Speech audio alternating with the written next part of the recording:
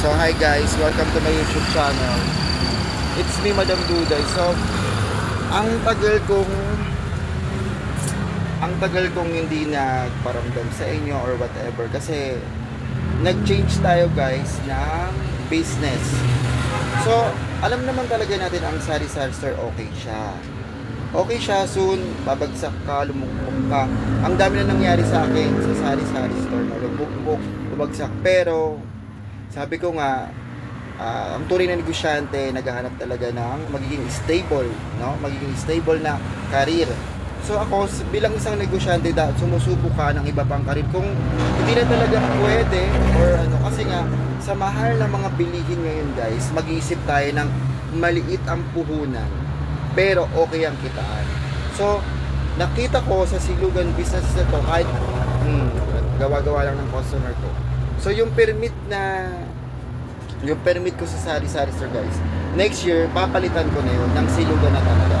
Kasi guys, amid sa hindi, kasi ang pagkain talaga guys, kahit paano, kahit konti yung puhunan, pero okay yung kitaan kapag nagpag-aralan mo. So ang diskarte ginawa ko guys, hindi ko agad-agad tinanggal yung sari-sari store. So pinagsabay ko siya dati. So nung nakilala na guys, ayun, marami nang nakakaalam. Tapos may mga kumakain, mga taga Catleya, taga Shelito, taga Pili. So kay tropa-tropa yan guys, pag nalaman nila, ay doon kay Duday, may mainit na sabaw, 50 pesos lang. O sige, Gora Bears doon sila. So yun, kung nakikita nyo guys, updated kayo sa Facebook ko, medyo naman maraming bumibili. Syempre baka dalawang tray ka lang guys, magkano na agad? So 1.5 o 3,000, di ba? Sa sari-sari store kung hindi karamihan yung paninda mo, di ba? Pero minsan din talaga guys is may tumal. So yun na nga, nag-change tayo ng business. So ayun, silugan na din talaga. So afford sa iba. Sa iba walang 50 pesos. So dito lang talaga kasi ito guys, bago naman nakilala to guys, is years din. So hindi naman masyado siyang sikat or whatever. Years din ang pag 2 years na ang sinugan ko sa sari-sari store, 9 years po ako, ganun, diba? So mas nakikita ko kasi itong sinugan ko ng parang Diwata Pares, charet. Ano na natin, i-claim it na natin kasi wala, kilala na siya. So minsan yun, nauubusan din talaga ako guys. So sabi ko sa inyo, ang daming tao, daming kumakain ngayon. So ang preparation ko pa dito, hindi pa masyadong hassle. Kunyari, 9 ng gabi, hanggang madaling araw ako dito. So gabi lang ako nagbubukas guys. So ayun, maka-perfect, diba? So nakita nyo naman, kanina, di ba wala na laman yung mga rep ko. Ayan, bibenta ko na rin to guys. Naghahanap lang ako ng medyo okay yung bentahan. Kasi ang benta sa akin, bote at saka case is 60 pesos. Ayun. So ayun, ang gagawin ko na lang is yung mga bottle. mga plastic bottle na lang ibibenta ko. So yun, nag-change tayo ng career guys sa silugan. So bago ko naman to pinagdesisyonan guys, years din, no? Years ko din kasi nga sa totoo lang guys, nagmamahal ang alak, nagmamahal ang Yossi. Ako na lang ang hindi minamahal. Gusto mo yun? Gusto ko yun. So please like, share, and subscribe kung gusto niyo yung mga ganito content. So maiba na po tayo ng content about silugan business na guys. So yun, i-permit natin, mabalik natin next year pa naman kasi para papa-experiment muna natin to. Yun. Para next year, silugan na. Ang pangalan ng aking silugan ay, yan, Dude Silog. Yan, Dude Silog. O, diba? Perfect. Gawa lang to ng customer ko guys. So yun guys, ayun lang naman yung chika-chika ko sa inyo for today's video. Kasi sa sobrang mahal talaga, ako nga 9 years, diba? Nakita nyo sa YouTube ko is lubog, babagsak. Ganun talaga sa negosyo guys ha. Kasi may tinatawag tayo na, ano ba tawag doon? Minsan may katangahan din talaga. No?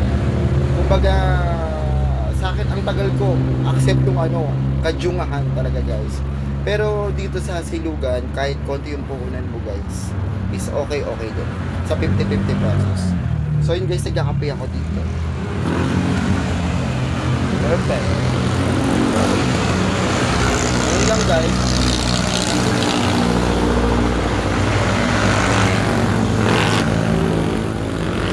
Maingay pa rin dito guys, no? Change ka rin tayo. Ang dami kasi naghanap sa vlog ko. Madam Duday, asan ka na? Ano naman ko? So nag-change tayo ng business guys. Naging silugan siya. After 9 years, diba? Ganun talaga, nag-iba-iba talaga yung ating pananaw sa buhay. Ito kasi dito naman, mas naging gamay ko. Tsaka, passion ko rin kasi magluto guys. So ayun, pero hindi, magbebenta pa rin naman ako ng ilang mga sa sari-sari store. So mag-update din ako sa inyo guys. So ito po si Madam Duday, ang super box po ng bayan. Please like, share, and subscribe my YouTube channel para updated kayo sa mga ganap-ganap ko dito sa aking sari-sari store. So yun, mga 9 magbubukas na, 9 or 10. Yun. Basta ang lagi kong niluluto na sinaing is 7 kilo na guys. So 4, 5, 6, 7. O diba? Nagtiyaga lang talaga ako guys. Minsan pa nga naubusan ng galit ako. Ba't di ka kasi nag-stock? Kasi nga alam niyo yon, yung parang saktuhan guys, pang-ambag mo sa kuryente, pang-ambag mo sa tubig, ganun. Pinaghahandaan ko yung bibili ka ng gasol, di ba? Nakuha naman niya. So ginagawa ko basta bili mo lang ng bili. Ayun. Nagustuhan naman nila kasi syempre si-serve mo may mainit na sabaw. O, di ba? Perfect yun. Ayun yung pinaka-perfect, di ba? May mainit na sabaw, di ba? Tapos kahit pa paano may lasa siya. So, sinasabi ko rin sa customer na wag nilang araw-arawin kasi nga marami ang pampalasa yun, di ba? At kumbaga sa pag-inom, drink modernly to, eat modernly kasi nga syempre bibili ka na nga walang lasa, di ba? So kahit mura siya may lasa. Ayun yung pinakatatak ni Madam Dudes. Kaya naging Dude Silog, o di ba? Perfect. Dude Silog, o di ba? Nakaka-quickie yung yung pangalan nung silugan. No? Bali na nakuha ko rin yung strategy na to sa friend ko rin na Backlush. So, dun talaga guys, pinipilahan talaga siya. Ang daming tao. Soon siguro, ako kasi siya 7 years nag-invest ng mga customers. So, ako, possible pa lang, di ba? So, minsan, di ba? Ayun nga, possible pa lang ang 2 day mo. So, eto na guys. So, babay na 8 minutes na guys. So, hanggang gano'n lang sa natin. 8 minutes lang talaga. So, bye guys. Please like, share, and subscribe my YouTube channel para updated ka sa mga bago kong video. Thank you for watching guys. Bye-bye.